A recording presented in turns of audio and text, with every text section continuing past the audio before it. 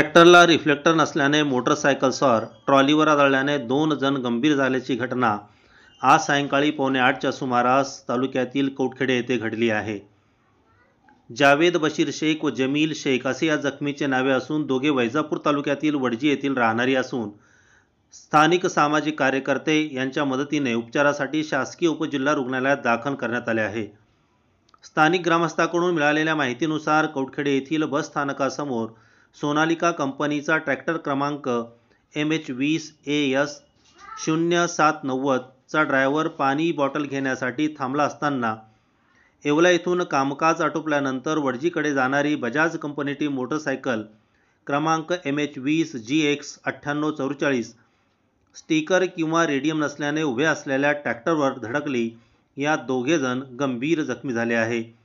येथील रहिवासी निसार शहा, शोएब मुल्तानी, अल्ताफ शेख, परवेश शेख, सिकंदर शहा, संतोष वरपे, सागर खैरनार, फकीर मोहम्मद शेख आदींच्या मदतीने ॲम्ब्युलन्स प्रचारण करून उपचारासाठी येथील शासकीय जिल्हा रुग्णालयात पाठवण्यात आले आहे।